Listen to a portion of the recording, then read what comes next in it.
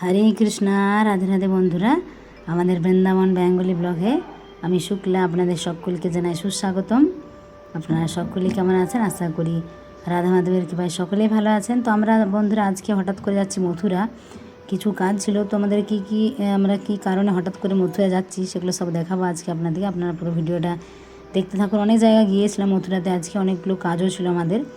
তো আজকে বন্ধুরা আমরা কোনো ভক্তদের দর্শনে নিয়ে যাচ্ছি না, আমরা দুজনে, আমি আর আমার প্রভু গিয়েছিলাম কিছু কাজের জন্য মথুরা। তো সেগুলো দেখাবো আজকে আপনাদেরকে।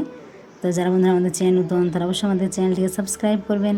আর যারা বৃন্দাবনে আসতে চান, আমাদের এখানে থাকা, 3 টাইম প্রসাদ, দর্শনের সুব্যবস্থা রয়েছে, আপনারা যোগাযোগ করবেন। হরি বল। তো এখন বন্ধুরা রাস্তাগুলো অনেক সুন্দর, গাছপালাগুলো অনেক ভালো। তো এখানে বন্ধুরা এটা বলা হয় বিকাশ বাজার।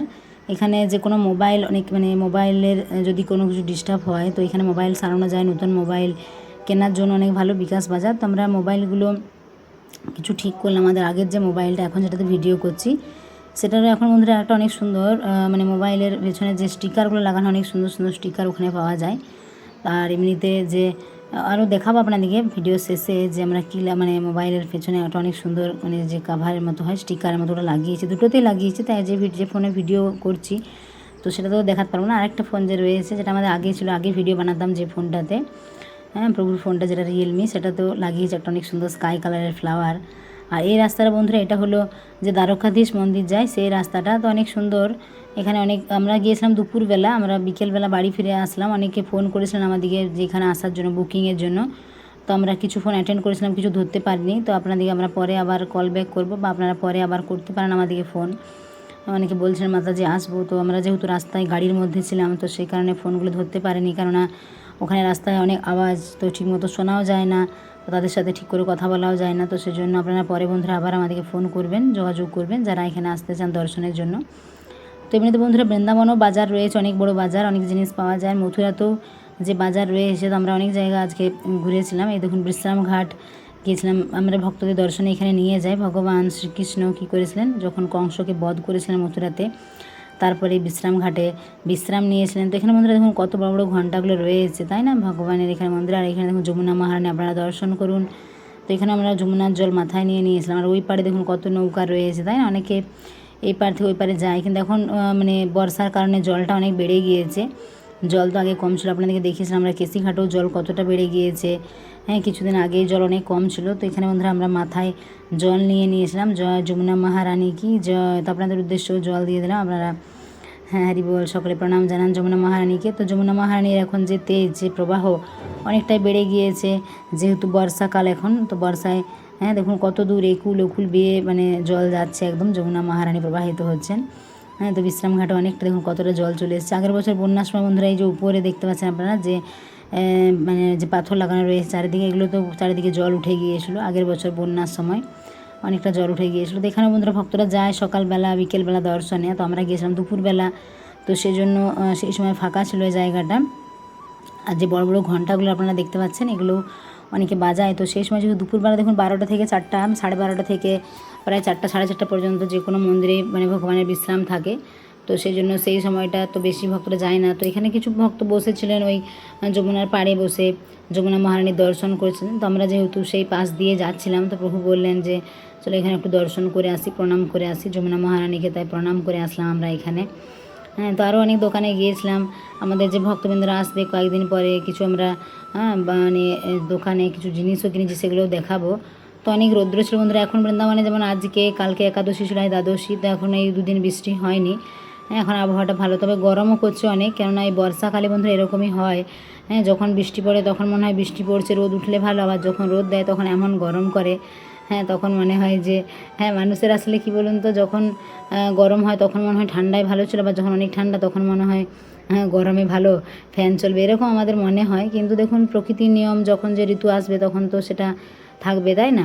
তো বন্ধুরা এই যে রাস্তাটা, এটা হলো দ্বারকাধীশ মন্দিরে যাওয়ার রাস্তা। আর এই দিকটাতেও দেখুন অনেকগুলো রাস্তা রয়েছে এখানে। আর এখানে দোকানগুলোতে অনেক সুন্দর সুন্দর মালা রয়েছে ভগবানের জন্য। এই দেখুন দ্বারকাধীশ মন্দির। তো দ্বারকাধীশ মন্দির বন্ধুরা আপনারা এখান থেকে প্রণাম জানান বাইরের গেটে, জয় দ্বারকাধীশ ভগবান কি জয়। তো দেখুন বাইরের যে মালাগুলো রয়েছে, অনেকে বাড়িতে ভগবানের জন্য নিয়ে যায় মালাগুলো, অনেক সুন্দর সুন্দর মালা এখানে রয়েছে, আমরাও দেখছিলাম অনেক সুন্দর। তো আপনাদেরকে ভাবলাম দেখায় মালাগুলো, দেখুন কত সুন্দর কালারিং কালারিং মালা, যাদের বাড়িতে হ্যাঁ, ছোটো ছোটো ভগবান রয়েছে, রাধা কৃষ্ণ রয়েছে, গৌরনিতাই রয়েছে। তো আপনারা নিতে পারেন এখান থেকে, অনেক সুন্দর বাজার রয়েছে। তো আমরা অনেকগুলো বাজার আজকে ঘুরেছিলাম। তো তারপর বাড়িতে যে আসছিলাম আমরা, তো এখানে দেখাবো আপনাদেরকে কী কী জিনিস কিনলাম। তো অনেক রৌদ্র ছিল বন্ধুরা, এই জন্য একটা মাথার টুপিও নিয়ে নিয়েছিলাম, আমি কিনেছিলাম। হ্যাঁ, পরে প্রভুরও কাজে লাগবে যখন প্রভু বাজারে যাবেন। প্রভুর মাথায় তো হেলমেট ছিল। এদিকে মথুরা গেলে, বৃন্দাবন দেখুন বন্ধুরা, এমনিতে তো নিজেদের সেফটির জন্য মানে হেলমেট পরা দরকার, কিন্তু অনেক সময় মানুষ গরমের কারণে পরে না। কিন্তু মথুরা এই সাইডে গেলে কিন্তু একদম হেলমেট পরতে হয়, অবশ্যই জরুরি। হ্যাঁ, আর এদিকে আমরা যখন আসছিলাম, তো দেখাবো আপনাদের কীরকম টুপি কিনেছি। আর কিছু ভুট্টাও কিনে নিয়ে এসেছিলাম রাস্তায়, এক জায়গায় ছিল অনেক সুন্দর। আর বর্ষার জন্য গাছপালাগুলো দেখুন অনেক সুন্দর হয়েছে। দু সাইডে গাছপালাগুলো কত সুন্দর লাগছে, মাঝখান দিয়ে রাস্তা। তো অনেকগুলো বালিশও নিয়ে নিয়েছিলাম। প্রভু গাড়িতে সামনে কিছু বালিশ ছিল, তো সেগুলো তো তোলাও যায়নি ভিডিও এই সময়। তো আর আমার হাতে কিছু ছিল, সেগুলো দেখায়, কারণ কয়েকদিন পরে ভক্ত আসবে। কিছুদিন আগে আমরা অনেক বালিশ নিয়ে এসলাম, আবার কিছু নিয়ে আসলাম, কারণ এগুলো তো কাজে লাগে, তাই না? এই দেখুন বন্ধুরা, যে ভুট্টাগুলো কিনে নিয়েছি, এই যে এইরকম এগুলো অনেক সুন্দর। দেখুন ভুট্টা তো অনেক রকম করে অনেকে খায়। এগুলো একটা হয় ভুট্টা সেদ্ধ হয়। আমরা যখন একবার জগন্নাথপুরী গিয়েছিলাম, তখন সেখানে ভুট্টা সেদ্ধ খুব বিক্রি হচ্ছিলো। তো দেখুন ভুট্টা অনেক রকমের হয়, যদি একটু বেশি বড় বড় হয় তো খুব ভালো লাগে না, যদি একটু কচি হয়, যদি একটু নরম হয় তার অনেক ভালো লাগে। এগুলো আপনারা যদি কেউ এগুলো ছাড়িয়ে যদি পিস পিস মানে যখন দুটো করে যদি পিস করে নেন, হ্যাঁ, তারপর আপনি সেদ্ধও করতে পারেন। সেখানে একটু কাগজি আর লবণ দিয়েও অনেক সুন্দর লাগে। তাছাড়া এরকম ছোটো ছোটো পিস পিস করে এগুলো মানে রান্না হয়, অনেক সুন্দর সবজিও হয়।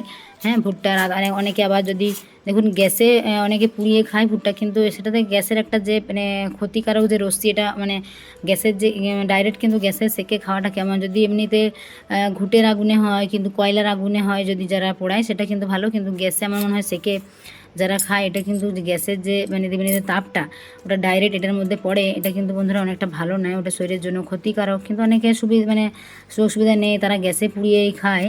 হ্যাঁ, অনেক সময় আমরা শুনেছি বা দেখেছি, আমরা আগে জানতাম না, কিন্তু এখন জেনেছি যে গ্যাসে ডাইরেক্ট পুড়িয়ে ভুট্টা খেলে এটা ক্ষতিকারক। তো আপনারা এরকম চেষ্টা করবেন।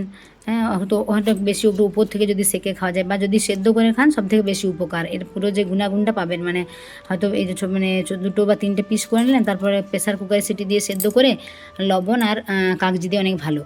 আর এই যে বন্ধুরা, এই টুপিটা কিনে নিয়েছিলাম, এটা অনেক সুন্দর টুপিটা, বেশ মানে কালারটা বেশি ধুলো হলেও বোঝাবে না। এই দেখুন কত সুন্দর টুপিটা, একটা টুপি নিয়েছি। আর বালিশগুলো আপনাদেরকে দেখায়, দেখুন বন্ধুরা, বালিশগুলো নিয়ে নিয়েছি। এই যে তিনটে তিনটে করে নিয়েছি, একটা দুটো তিনটে, এখানে হলো তিনটে, তারপরে এই যে এইখানে তিনটে, ছটা, আর এইখানে রয়েছে দুটো।